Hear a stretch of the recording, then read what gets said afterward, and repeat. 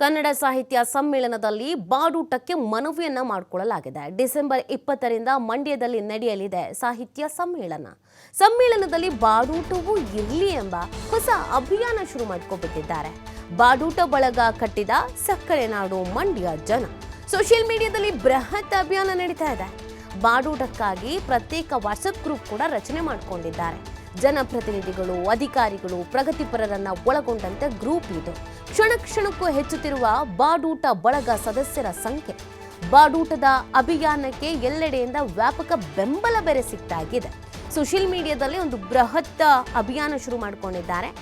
ಬಾಡೂಟಕ್ಕಾಗಿಯೇ ಪ್ರತ್ಯೇಕ WhatsApp group ಮಾಡಿಕೊಂಡಿದ್ದಾರೆ.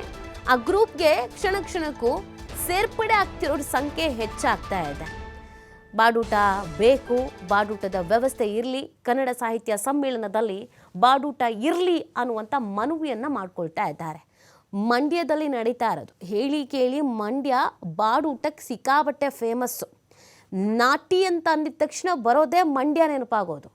So ಈಗ ಮಂಡ್ಯದಲ್ಲೇ ಸಾಹಿತ್ಯ ಸಮ್ಮೇಳನ ನಡೀತಾ ಇರೋದ್ರಿಂದ ಯಾಕೆ ಬಾಡೂಟ ಮಾಡಬಾರ್ದು ಪ್ರಶ್ನೆಯನ್ನು ಇಡ್ತಾ ಇದ್ದಾರೆ. ಮಾಡೋಣ, ಒಂದು ಹೊಸ ಅಭಿಯಾನವನ್ನು ಶುರು ಮಾಡಿಕೊಂಡಿದ್ದಾರೆ.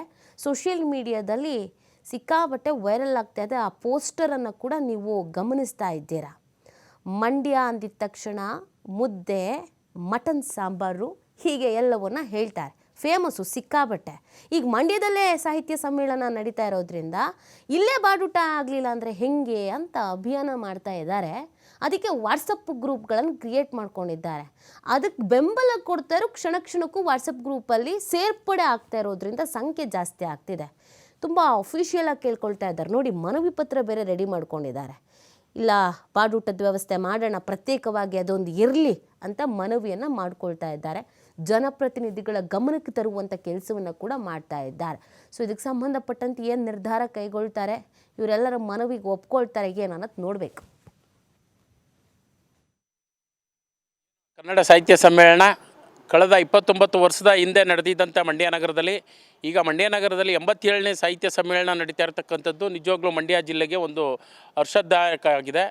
ಹಾಗಾಗಿ ಏನು ಜನರ ಜೀವನದಲ್ಲಿ ಆಹಾರ ಅಂತಕ್ಕಂಥದ್ದು ಭಾಳ ಮುಖ್ಯವಾದಂಥ ಪ್ರಮುಖ ಪಾತ್ರ. ಅತಿ ಹೆಚ್ಚು ಕನ್ನಡ ಮಾತನಾಡ್ತಕ್ಕಂಥ, ತೀರಾ ಹಿಂದುಳಿದಂಥ, ಅದರಲ್ಲೂ ಎಲ್ಲ OBCಗಳು ನೆಲೆಸಿರ್ತಕ್ಕಂಥ ಮಂಡ್ಯ ಜಿಲ್ಲೆ ತಾಣದಲ್ಲಿ, ಅದರಲ್ಲೂ ಆಹಾರದಲ್ಲಿ ಅತಿ ಹೆಚ್ಚು ಮಾಂಸಾಹಾರವನ್ನು ಸೇವಿಸುವಂಥದ್ದು ಪದ್ಧತಿಯಲ್ಲಿದೆ. ಹಾಗಾಗಿ ಎಲ್ಲೋ ಒಂದು ಕಡೆ ಸಾಕಷ್ಟು ಜನ ಮಾಂಸಾಹಾರ ಅಂದ ತಕ್ಷಣ ಏನೋ ಒಂದು ಕೀಳಿರಿಮೆ ಭಾವನೆ ಮತ್ತು ಏನೋ ಕಡೆಗಣಿಸುವಂಥ ಮನೋಭಾವನೆ ಉಳ್ಳುವುದು ಆಗ್ತಾಯಿದೆ. ಹಾಗಾಗಿ ಸಂವಿಧಾನದ ಇದ್ರ ಪ್ರಕಾರ